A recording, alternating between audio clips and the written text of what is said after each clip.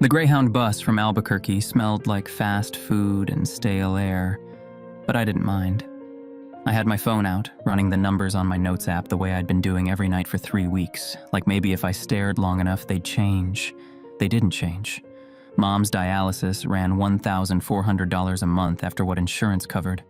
Her last emergency visit, 4 days at Lovelace in February, added another $6,800. My warehouse job at Cottonwood Distribution had paid $17 an hour before they cut me loose in January. Slow down in orders, they said. Nothing personal. The severance covered 1 month's rent and not much else. I wasn't panicking. But I was doing that thing where you keep checking numbers hoping the math will be different this time.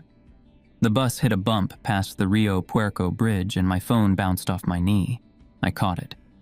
Outside, the desert stretched flat in every direction, the low mesa ridges going purple in the late afternoon light. February in New Mexico means the sky stays bright until almost 6, then drops fast. My phone buzzed. Lucia. "You're actually going to Gallup," she said. "Bus gets in at 7. "Diego." She said my name the way she always did before saying something I didn't want to hear. "I already took the job." "I know. I'm just saying, Mr. Flores drives Casino Shuttle. There's an opening." "Casino Shuttle pays $12 an hour. This pays $26. She went quiet. $26? With overnight differential. Almost double what I was making at the warehouse. "Why does a bus driver make $26 an hour?" I didn't have a good answer. The listing said experienced overnight route driver needed, sleeper coach, competitive pay. I'd applied because I needed money and I could drive.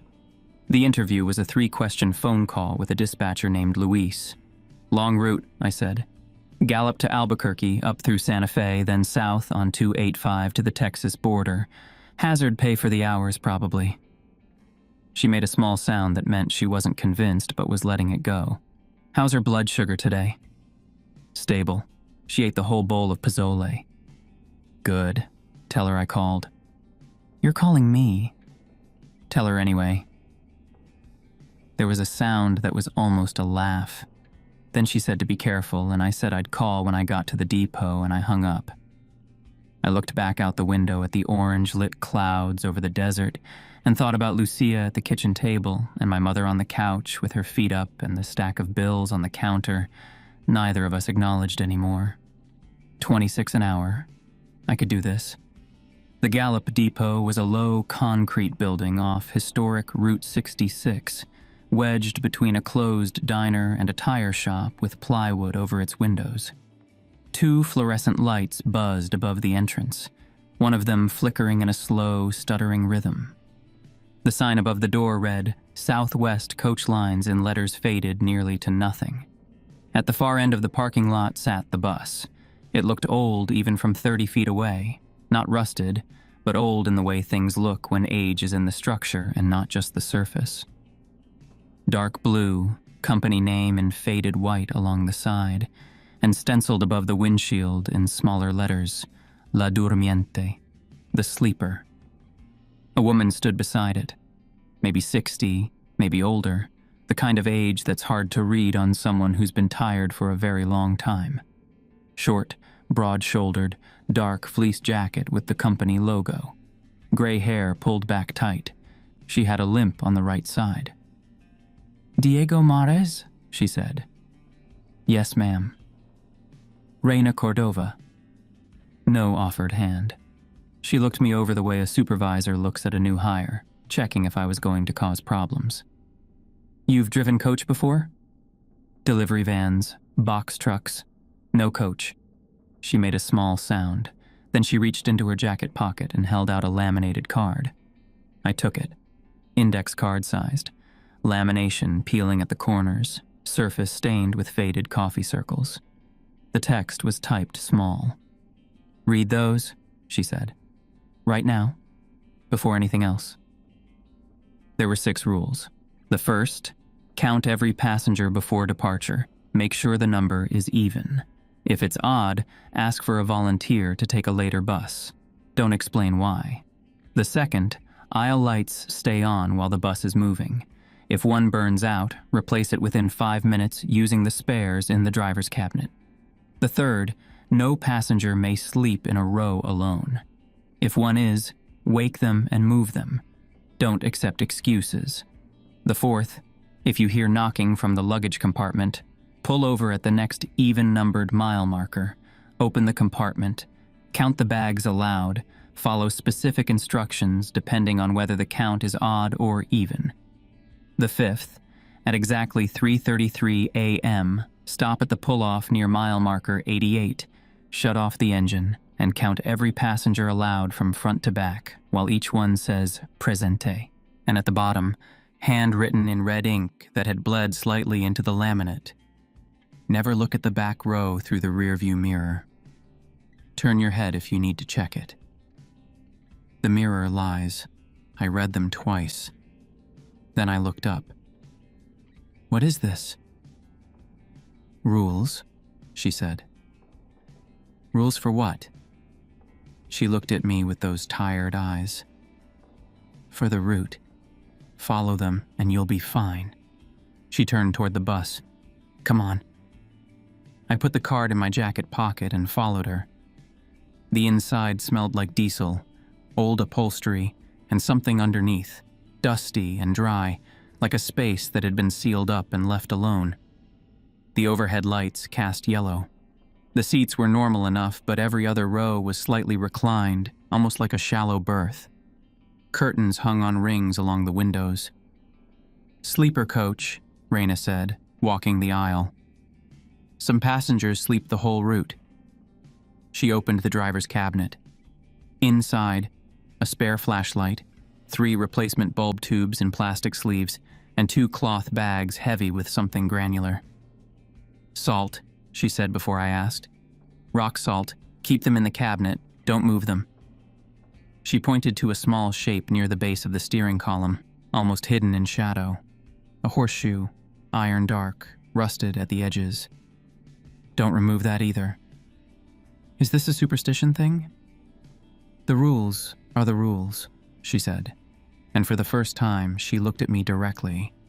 Her eyes were dark and steady. "I drove this route for 22 years. Those rules kept me alive. Follow them exactly. Don't decide which ones matter. They all matter. You just don't know why yet." I wanted to ask her at least 10 questions. I said, "Okay." She walked me through the route. Gallop to Grants, then Albuquerque, north on 25 to Santa Fe, south on 285 through Vaughn and Encino, and the long nothing of the high desert plateau, all the way to the Texas border. 9 to 11 hours with stops. She showed me the radio. Luis at dispatch, frequency preset, checking in around 11 p.m. and again near 3 a.m. "If something happens," she said, "call Luis first. He knows the route." "What kind of something?" She didn't answer. She stepped off the bus. Outside, the temperature had dropped. The desert cold was different from city cold. Nothing to block it, no buildings bleeding warmth. It came straight off the plateau and cut right through your jacket. Raina stood near the depot entrance. She looked at the bus for a long moment. Her jaw was tight. Her hands were deep in her pockets. "Any questions?" she said. "A few, yeah." "Good luck," she said. She pushed open the depot door and went inside. That was it. No handshake, no final word. The door swung shut, and I was alone in the parking lot. I noticed only then that her eyes had been wet. I thought she was emotional about retiring after 22 years. That's what I told myself. I read Rule 6 one more time. Then I went to start the pre-departure checklist. Passengers started arriving at 8:40. I stood at the door, checked names against the manifest on my phone, and counted as they boarded. 2, 4, 6. A family came up together. I miscounted at first, got 11 before realizing there were 4 of them, not 3. 12 when I got it right. 2 women with matching travel backpacks. 14. The clock on my phone read 8:58 p.m. 14 names on the manifest. 14 people on the bus. Even. Something loosened in my chest that I hadn't realized was tight. These rules were just routines, I told myself. Procedures to keep a driver organized on a long overnight haul. Count to an even number and things feel more controlled.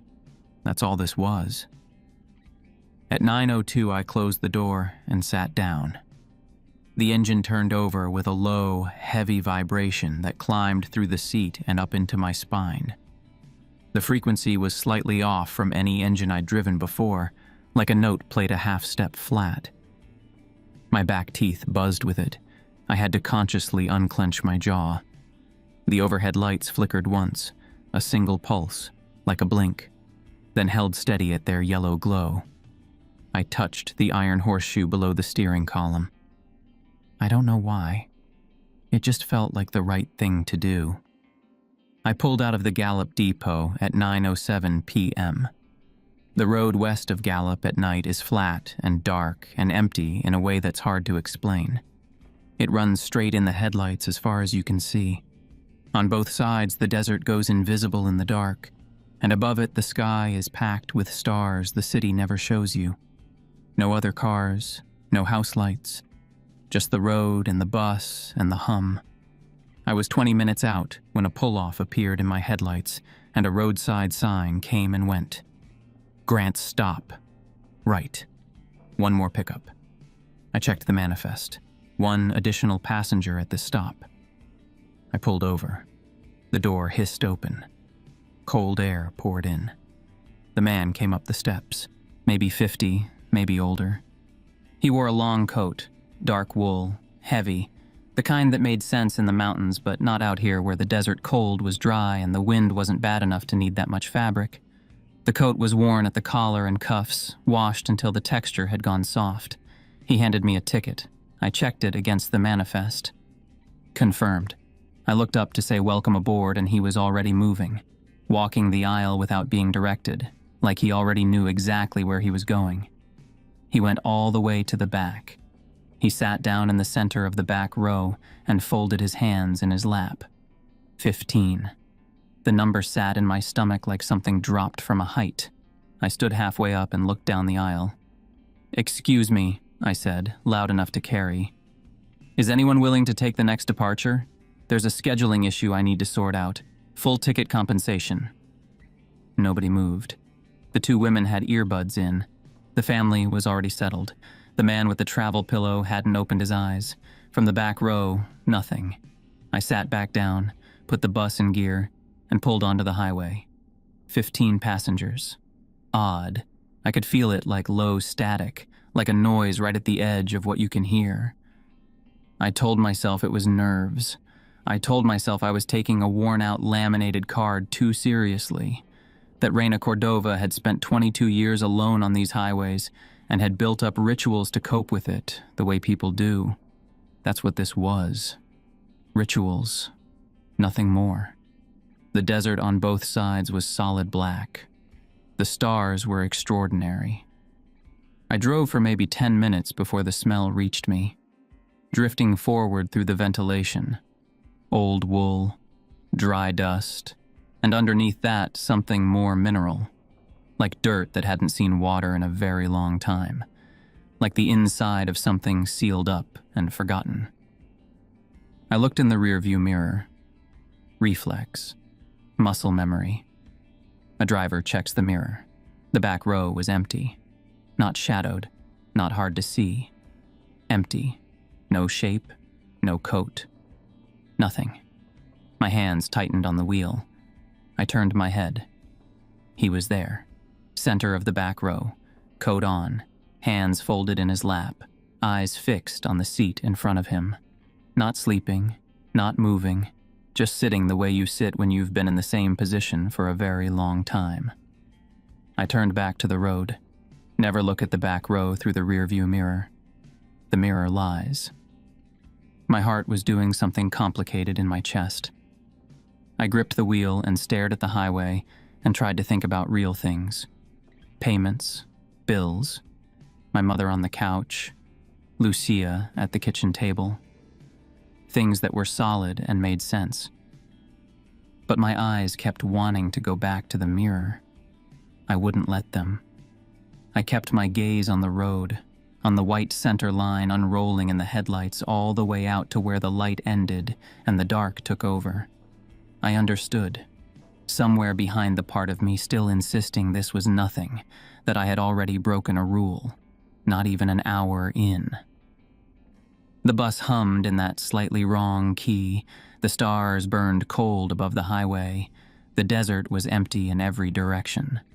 And behind me, in a seat that showed up empty in the mirror, a man in an old wool coat sat perfectly still. I drove faster. I drove for the next hour and a half and didn't look in the mirror once. That sounds easier than it was. The rear view on La Durmiente was positioned perfectly in my line of sight, just like on every bus or truck I'd ever driven. Not looking at it took active effort, the kind where you keep catching yourself starting to glance and having to stop. After the first 30 minutes, I started watching the right side mirror instead, the one that showed the road behind me and a sliver of the shoulder. That mirror was fine, according to the card. Only the rear view was the problem. The road between Grants and Laguna Pueblo at night was nothing. No other vehicles, no lights from buildings, just the highway cutting through flat scrubland the headlights barely touched on either side. I passed through Grants at 10:15, a cluster of lights that lasted about 4 minutes and disappeared behind me. And after that, it was dark again, and the desert went back to being infinite. Most of the passengers were asleep. I could hear it, the uneven breathing. A man in the middle rows who snored in short bursts. A kid near the front who had gone quiet an hour ago. The two women with the backpacks had one phone screen lit between them. Everyone else was dark. I didn't think about the man in the back row. I thought about the road. I thought about the gas gauge and the next scheduled stop, and whether there'd be construction on I-25 near Albuquerque. I thought about Lucia probably asleep at the kitchen table with her homework spread out, and my mother's medication sitting on the counter next to a glass of water. Normal things. Countable things. At 11 p.m., the aisle light above row 6 dimmed. Not all the way out, just a drop, the way a lamp flickers before the bulb goes. I caught it in my peripheral vision, a slight change in the quality of the yellow light, and my stomach tightened before I'd figured out what I was reacting to. Rule 2. Aisle lights stay on while the bus is moving. If one burns out, replace it within 5 minutes.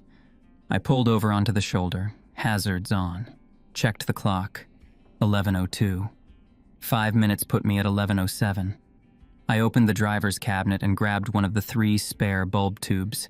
I moved fast down the aisle, stepping around a bag someone had left in the walkway, and reached up to the fixture above row 6. The bulb was warm, but not hot. I had it replaced in under 2 minutes. New bulb came on steady. I stood in the aisle for a second and looked down the length of the bus. Rows of passengers in yellow light. Curtains closed on most windows, the ordinary sound of people sleeping. I did not look at the back row.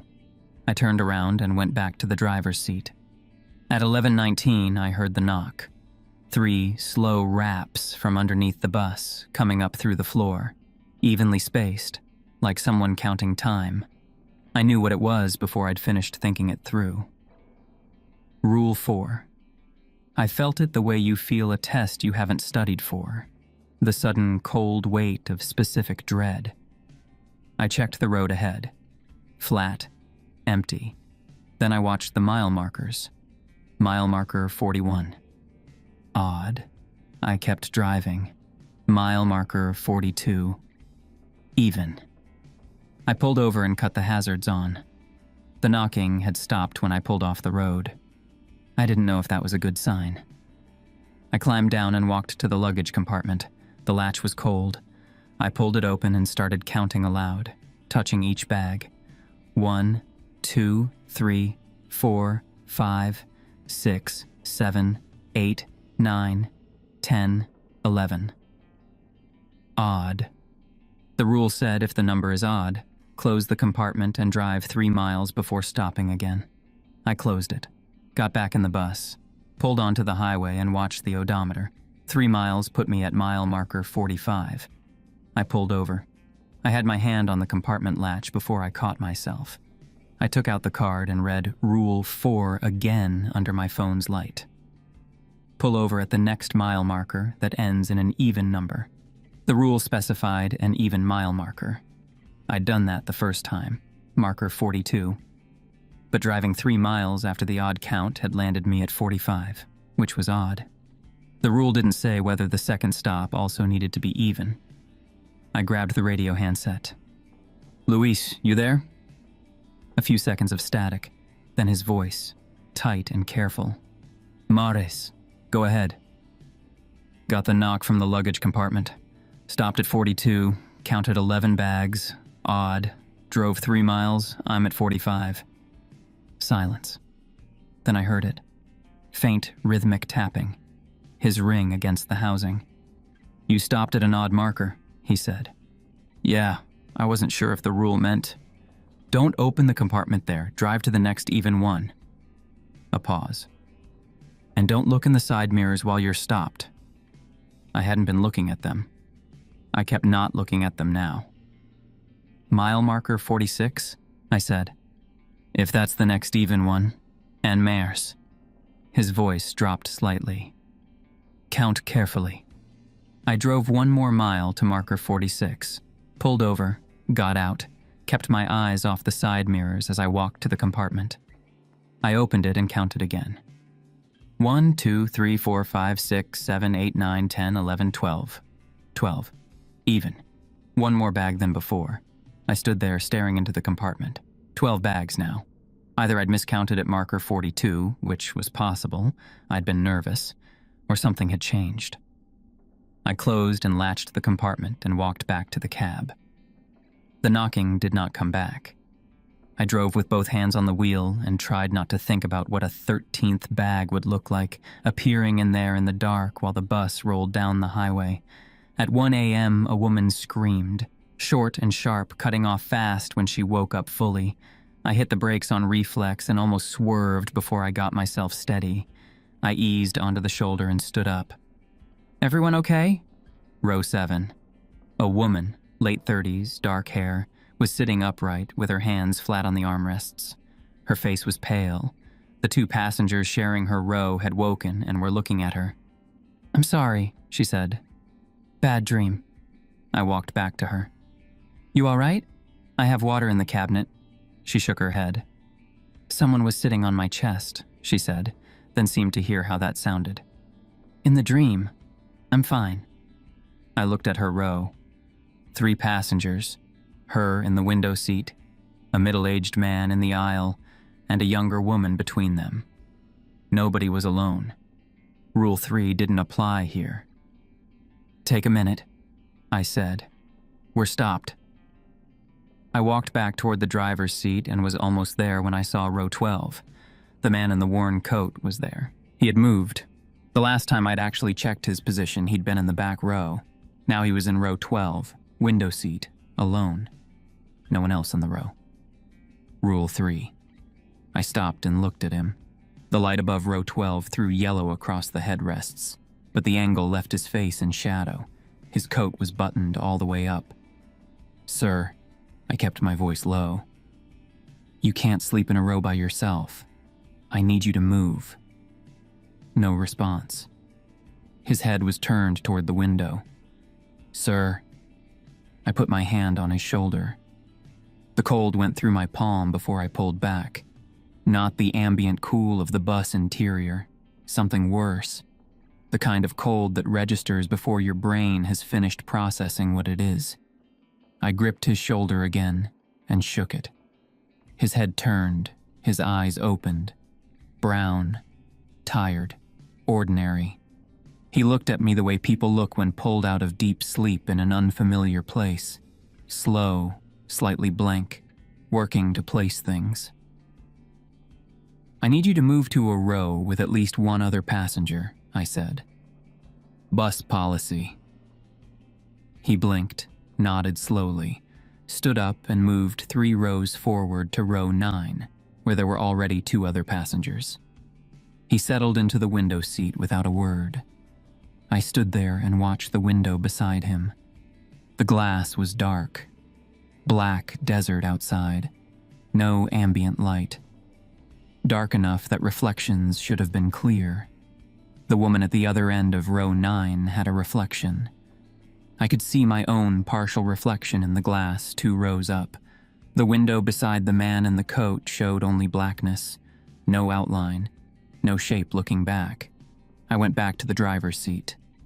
I put the bus in gear and drove. At 3:33 a.m., I was at mile marker 88. I'd been watching for it for the past 40 minutes, checking the markers every time they appeared in the headlights. When the green sign for 88 came up out of the dark, I already had my foot moving toward the brake.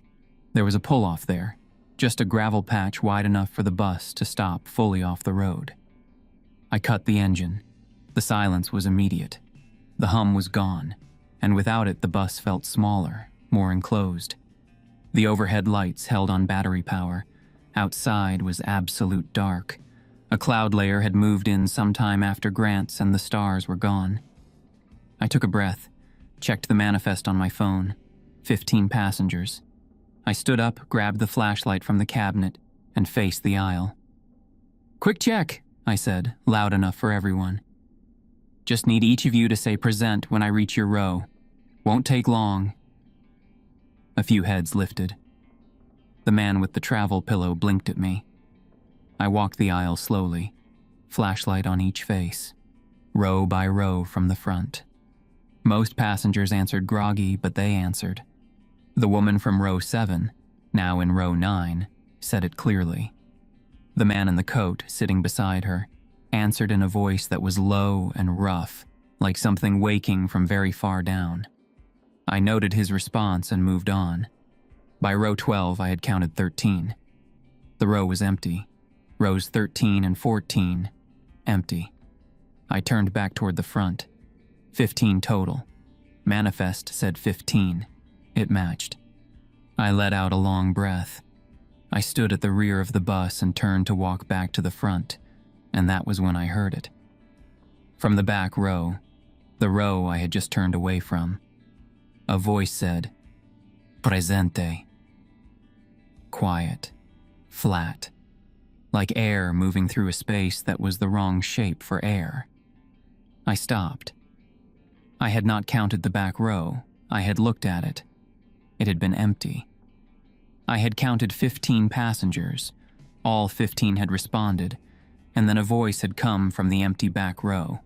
15 plus 1 was 16. 16 didn't match the manifest. I turned my head, not toward the mirror, but turning my whole body, looking directly at the back row with my own eyes. Empty. Both seats. No shape, no coat. I turned on my flashlight and aimed it at the back row and held it there for a 10 count. Nothing. I walked to the front, sat down, and turned every overhead light to maximum. A few passengers groaned and pulled curtains. The back row sat under full light and stayed empty. I started the engine. The radio crackled almost immediately. "Luis." "You at 88? "Just leaving," I said. "Did they all answer?" 15 passengers answered. Then something in an empty seat answered after them. "Yes," I said. 15. Matched the manifest. A long pause. Tap, tap, tap against the housing. "Then drive," Luis said. "Don't stop until Santa Fe." I drove. By 4:30 a.m., most of the passengers were asleep. The road had settled into that long, featureless stretch south of Albuquerque. Flat plateau, no towns, no lights. The Jornada del Muerto was out there somewhere to the east, a name the Spanish gave to a desert crossing where travelers died of thirst. I thought about who comes up with a name like that, and what they had to see first. My eyes ached. I rolled my neck. I watched the mile markers. I checked the rearview mirror. I still don't know why. I'd done well for hours. The back row was empty. The seat directly behind me, The first row of the passenger section, where I'd folded my jacket over the headrest at the start of the trip, was not empty. The man in the worn coat was sitting there, facing forward, hands folded in his lap, not moving. I had counted him in row 9. He had answered present. I had walked past him on my way back to the driver's seat, and he had been in row 9. He was now in the seat directly behind me. I looked at the road. I put both hands on the wheel. I did not turn around. I told myself that whatever happened next would be easier to manage if I wasn't looking directly at it when it happened. I don't know if that was smart or just fear with a reasonable-sounding excuse. The Sandia Mountains were somewhere ahead in the dark. Behind them was Albuquerque. Behind Albuquerque, eventually, dawn. I drove faster. I kept my eyes on the road and did not turn around. And behind me in the seat that should have been empty, the bus hummed its wrong-key hum, and the coat man sat perfectly still, and I counted the miles the only way I knew how, one at a time. I pulled the bus into the Santa Fe depot at 4:57 a.m. I don't remember the last 20 minutes of that drive very clearly. I remember the Sangre de Cristo Mountains appearing as dark shapes against a slightly less dark sky. No dawn yet, just the edge of the night getting thin. I remember passing the first highway signs for Santa Fe. I remember keeping both hands on the wheel and not turning around and telling myself every few minutes that I was almost there. At some point, I couldn't say exactly when, the cold from the seat behind me stopped being something I could feel on the back of my neck. I didn't check why. I kept my eyes on the road and let whatever had changed stay changed and drove into the city. The Santa Fe depot was bigger than the one in Gallup. An actual building with lit windows, a covered platform, 2 other buses already parked along the far side. I pulled in and cut the engine and sat there for a second with my hands still on the wheel. Then I stood up, opened the door, and said what drivers say.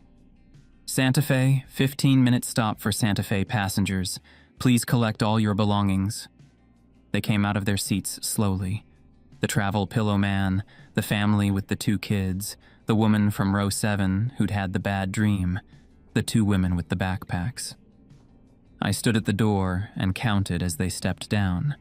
2, 4, 6, 8, 10, 12, 14.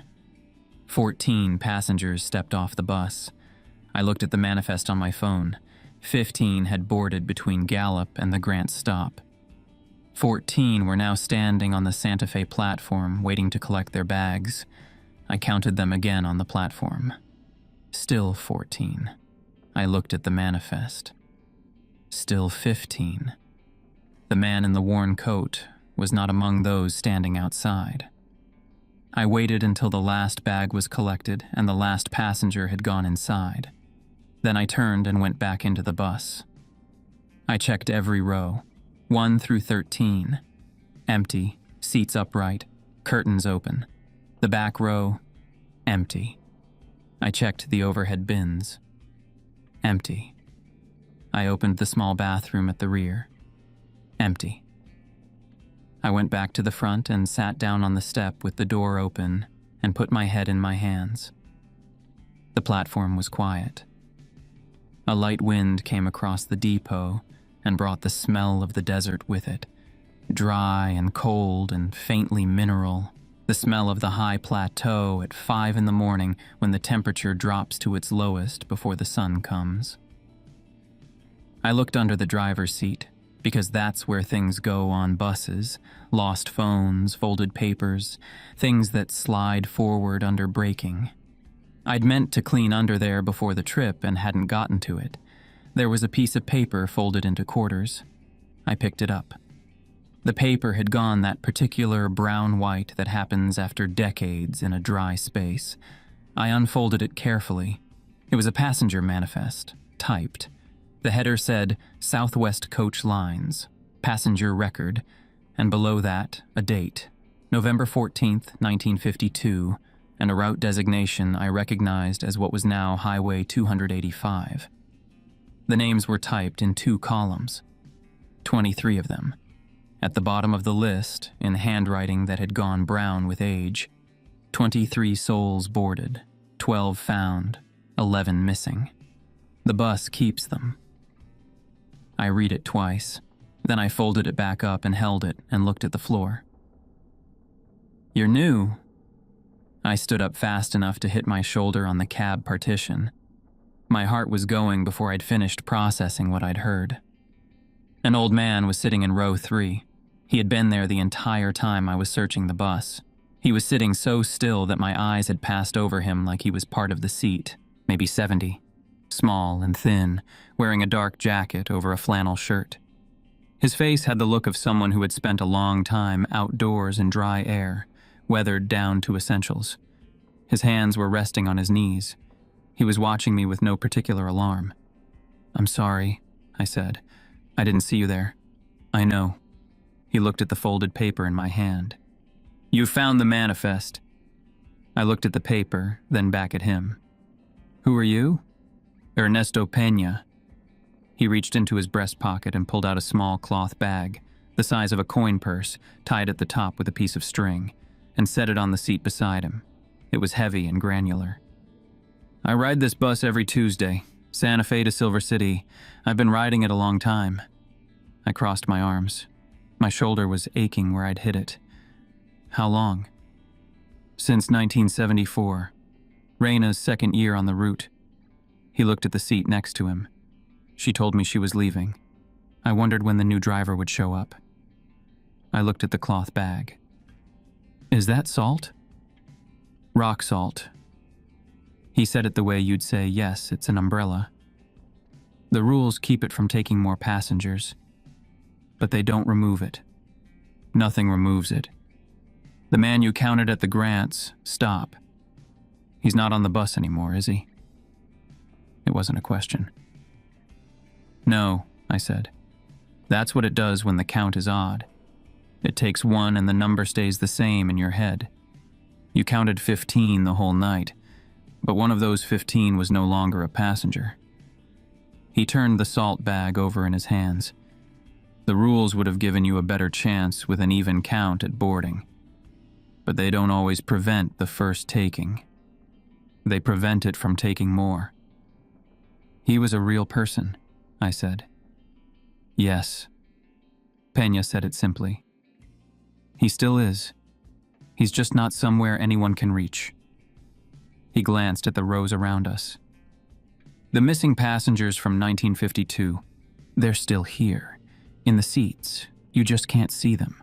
The bus holds them in the space between counted and uncounted, still breathing, still present. But they don't occupy a seat anyone can see or feel." His voice was matter-of-fact. "This bus has been running since 1953. Do the math." I didn't want to do the math. "Why do you ride it?" I said. "Every Tuesday, if you know what's on it." He was quiet for a moment. "My wife was on the 1952 bus, the one that went into the Arroyo on 285. She was one of the 11 who were never found." He looked at the window seat beside him. "Row 3, window seat. That was her seat when they traveled together." He paused.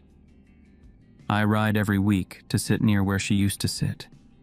Sometimes, if I'm very quiet and the bus is still enough, I can hear her breathing." His voice was very even when he said it. The kind of even that comes from saying something so many times the grief has been worn smooth, but not gone. I sat down across the aisle from him because my legs were doing something unreliable. I called Reina. She answered after 6 rings. "One of them is gone," I said. "The man from Grants. He boarded at the Grants stop, made it 15. He's not among the passengers who got off in Santa Fe." Silence on the line. Then, "How many rules did you break?" I looked in the rearview mirror twice, both times toward the back row. "The others?" "Followed them, all of them. Lights, bags, the 333 stop." "Then you did what you could." Her voice was flat and tired. "It was already at 15 when you pulled away from Grants." With an odd count, it can take one without breaking the balance. The rules stop it from taking more after that. They don't prevent the first. Can it be destroyed? No. No hesitation. It's bound to the bus. Has been since 1953. Destroying the bus wouldn't help. It would find another vessel. She paused. The rules are a treatment, not a cure. Follow them and finish the shift. Get the remaining passengers to their stops. You knew this when you handed me the card, I said. You knew exactly what was on this bus. A long silence. I needed someone to take the route, and you needed the money. Her voice shifted just slightly. I drove 22 years. I lost 3 passengers that I know of, watched them get counted and then not get off. I still see their faces. Another pause. Don't look in that mirror again. She hung up. My phone buzzed almost immediately. Lucia. I picked up. Hey. Diego. Her voice was tight in that way I knew. Mama's blood sugar dropped. She's at Presbyterian. They admitted her about an hour ago. Everything in my chest rearranged itself. How bad is she? She's stable now. They got to her in time. Her neighbor called 911.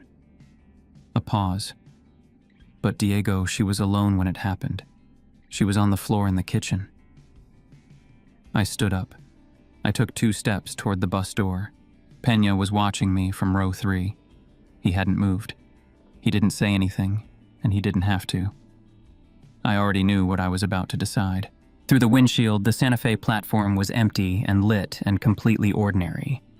If I walked off now, the passengers who boarded here would be on 285 at night with a driver who didn't know the rules. I had no way to explain the card to anyone in time to matter. Is she awake? I said into the phone. Yes, she's asking for you. Tell her I'm coming as soon as I can. Tell her I love her and I'll be there by morning. I pressed my free hand against my eyes. I can't leave right now. I can't explain it. She's stable, they have her, and I need to finish what I'm doing. Lucia said my name. I hung up before she could say anything else, because if she'd kept talking, I wasn't sure I'd have been able to hold the decision. I called Luis on the radio, told him about the count and the Grant's passenger, and finding Peña. I know Peña, Luis said quietly. He's been on this route a long time. Listen to what he tells you. The tapping started. Ring against housing, slow and rhythmic. The entity is strongest between 3 and 4 in the morning. You already made it past that window. What it can do before dawn is less, but not nothing. A pause. How many spare bulbs do you have? 2. Make them last. 3 new passengers boarded in Santa Fe. A middle-aged woman with a canvas duffel. A young man in construction clothes who was half asleep before I'd finished the pre-departure check. And Peña, who settled into row 5 without being directed. I counted. 3. Odd. Is anyone willing to wait for the next departure? I said, standing at the front. Full fare refund. The woman looked up from her phone. When's the next bus? 2 hours. She shook her head. The construction worker hadn't opened his eyes. Peña looked out the window. 3. Odd. I couldn't fix it. I placed the woman and the construction worker together in row 6 and asked Peña to move up there too. 3 people in one row wasn't ideal for sleeping, but it satisfied Rule 3. Peña moved without complaint. I put the bus in gear and pulled out of Santa Fe at 5:19 a.m. The sky to the east had the first pale suggestion of not quite dark, not light, just the memory of light, still maybe 30 minutes from being real. Highway 285 south of Santa Fe goes flat and empty almost immediately. 15 minutes out of the city, the last gas station lights disappeared behind me, and the road opened up onto the high desert plateau, nothing on either side and nothing ahead but the headlights and the white center line. The ghost towns were out there somewhere. Vaughn, Encino. Places that still appeared on maps but had the bones of things that used to matter. Empty gas stations, closed motels, diners that hadn't served anyone in years. I'd seen them in daylight. I didn't want to think about what they looked like out here at 5 a.m. I checked the passengers. Row 6, all 3 visible and accounted for. The aisle lights held steady. At 5:44 a.m., the light above row 5 flickered. Just a flutter, then steady, then a second flutter. I pulled over, grabbed the second-to-last spare bulb from the cabinet, replaced the row 5 fixture in under 3 minutes. New bulb held. I stood in the aisle for a moment and listened to the silence outside. The complete, flat silence of the high desert when the engine is off and there are no other cars for 20 miles in either direction. Then the seat behind me creaked. Not a settling sound, not the random noise of a vehicle cooling down. A creak with weight behind it, the sound of upholstery compressing under something that hadn't been there a moment before. I turned around. Row 2 had been empty when I walked past it on my way to change the bulb. I was certain. I had looked at every row. Row 2 was not empty now. A woman was sitting in the window seat on the right side. She was wearing a dress that didn't belong to this decade, dark fabric, fitted at the waist, the collar high and straight in a style I recognized from old photographs. Her hair was set the same way. Her hands were folded in her lap, pale against the dark fabric. Her eyes were closed. Her chest was not moving. I stood very still. The 3 passengers in row 6 had not moved. Row 2 had been empty, and now it had a figure in it. 3 visible passengers, plus 1 more was 4. 4 was even. The bus's intercom crackled. Not static. Something that was almost a voice, thin and flat, like air being forced through a space that was the wrong shape for it. The woman's eyes opened. They were not eyes. They were vertical lines. 5 marks grouped like tally marks, carved into the spaces where eyes should have been. The voice came from every speaker at once, from above my head and from the back of the bus and from somewhere that didn't correspond to any speaker I could identify. You counted wrong. The number is even now. I am the even. I am the balance. The voice came from behind me even when I was facing it. From in front of me when I turned. It came from everywhere and nowhere, shaped roughly like words, with the quality of wind moving through a hollow space. I am staying. The woman in the 1950s dress sat perfectly still in row 2, and the intercom had gone quiet, and the only sound was the engine idling and the 3 passengers in row 6 who had all woken up and were staring. Her tally mark eyes were open. She wasn't moving. She looked like something waiting for a decision to be made. Peña stood up from row 6. He moved slowly down the aisle toward me, keeping his eyes on the space between the woman's face and the window. Not on the eyes directly. He stopped beside me and leaned in close. "Don't look at the eyes," he said quietly. "Look at her face if you need to, not the eyes." "What do we do?" "The recount." He said it like a word he'd had ready for a long time. "You walk the aisle. You count every visible passenger. When you reach her, you count her too.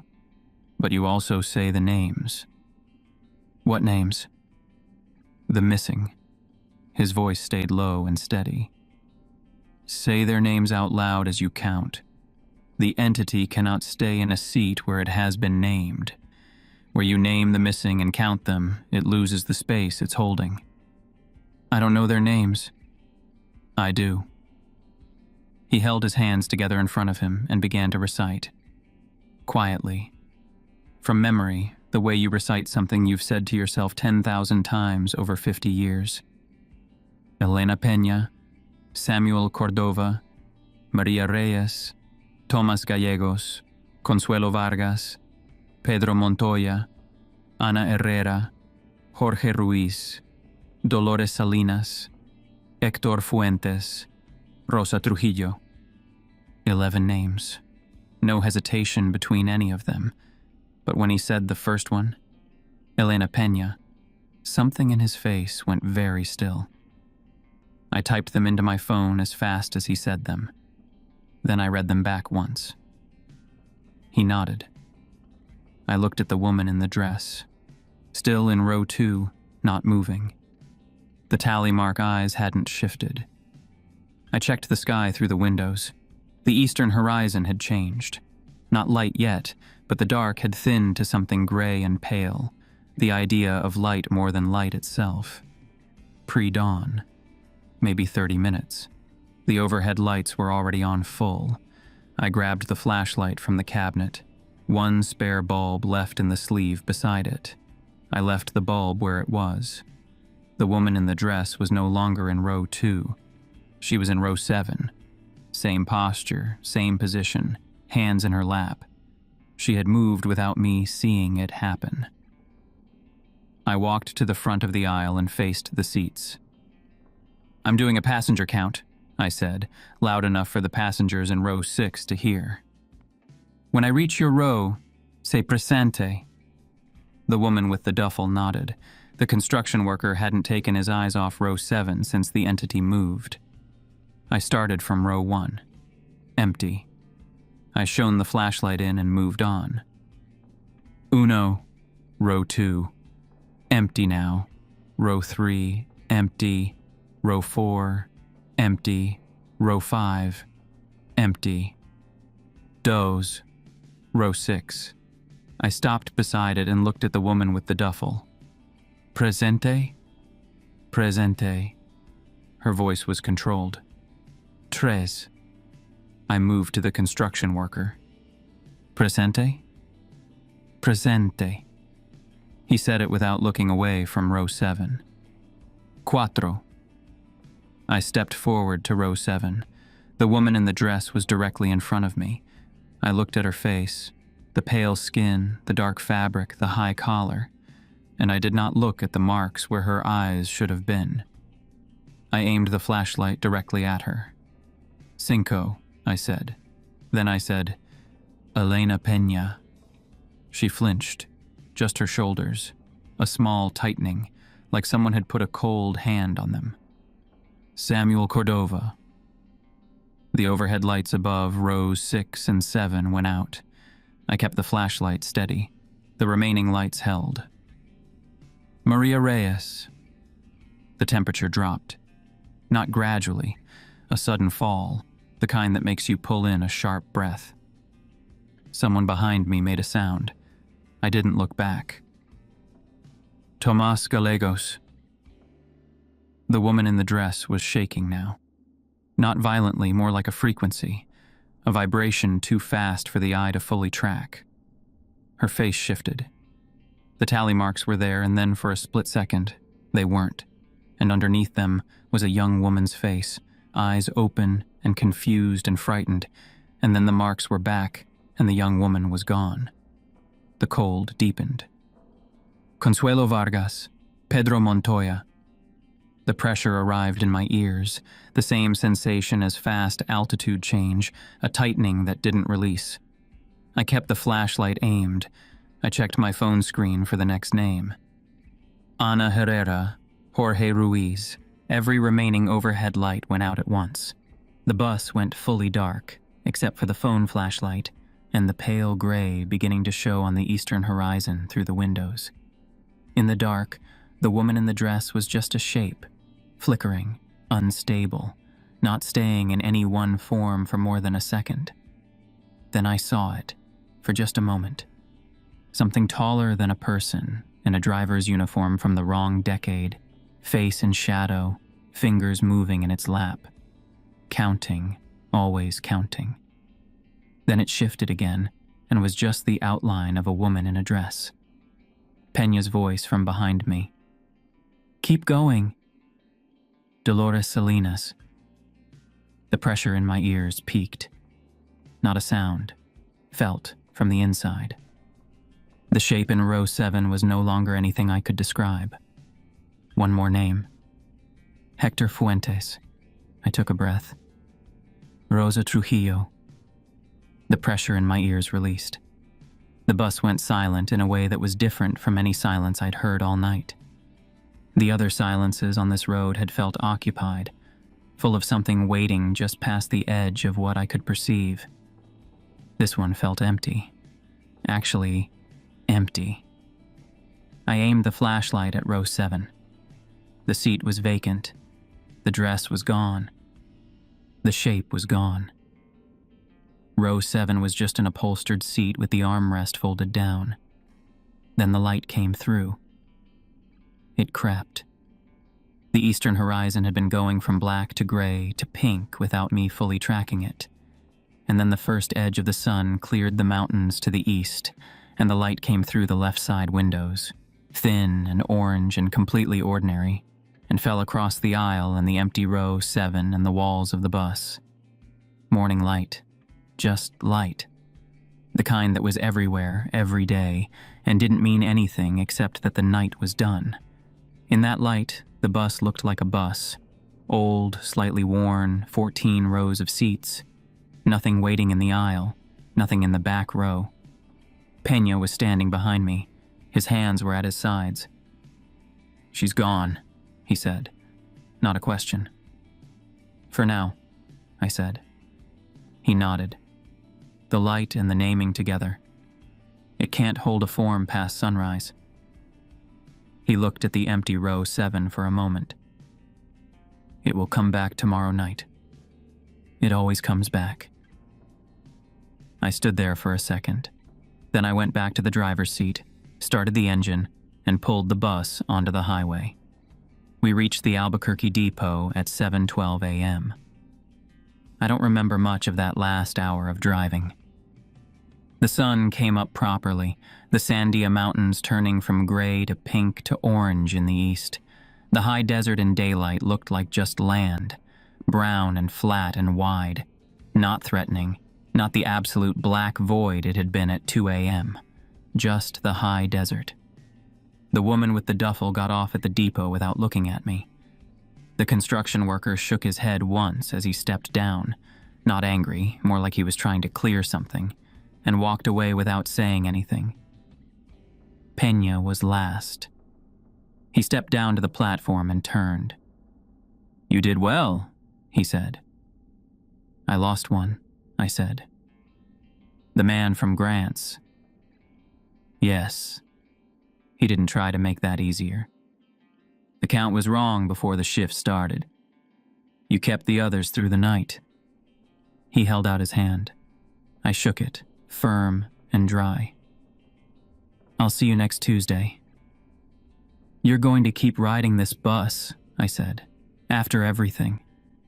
He looked at me steadily. "My wife is on it," he said. "Of course I'm going to keep riding it." He walked across the platform without looking back. I stood next to the bus and checked my phone. 17 messages, mostly Lucia. I called her. She answered on the first ring. "She's stable," Lucia said before I could speak. "She slept through most of the night. Doctor said the episode wasn't as bad as it looked."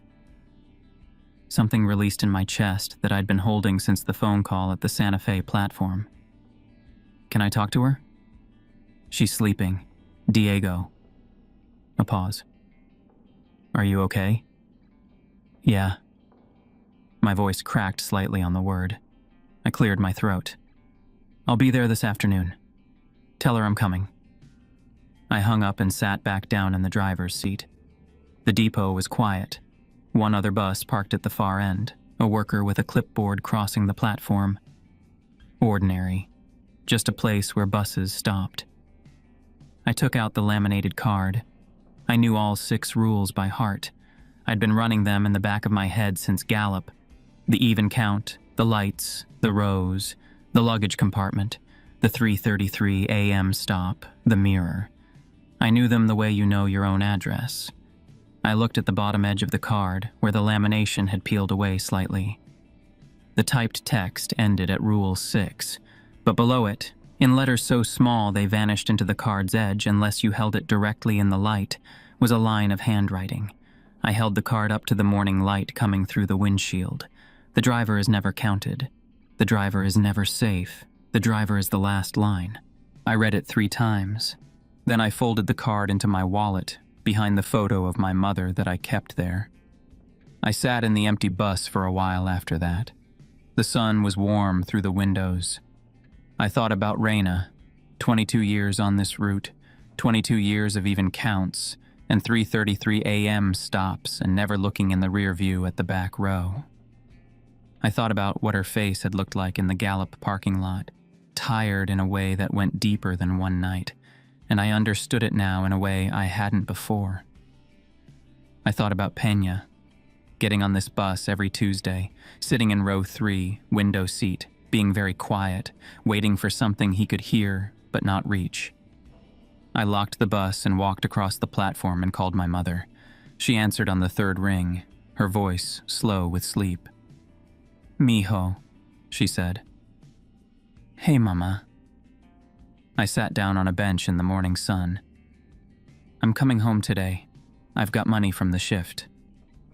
"You don't have to bring money every time," she said. She always said that. We talked for a while. She told me about the nurse who had been kind, and the pozole Lucia had promised to make. I listened to all of it. I didn't tell her about the rules or the man from Grant's or the woman in the 1950s dress with the tally mark eyes. Some weights were mine alone to carry. Not because sharing them would be wrong, just because there was no version of explaining it that would make anything better for anyone. I told her I loved her. She told me to drive carefully. I walked back to the bus. One spare bulb left in the cabinet, both salt bags still there, tied tight. The iron horseshoe below the steering column, dark and solid, and right where Raina had put it.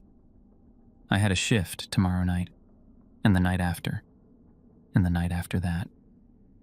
I start the engine at 9 p.m. The lights flicker once, then steady. I count the passengers as they board. 14, even. I touch the iron horseshoe below the steering column. I check the salt bags in the cabinet. I do not look at the back row. Not yet. Maybe not ever. The road stretches out in front of me, empty and dark, and somewhere behind me, in a seat that should be empty, I hear breathing that isn't mine.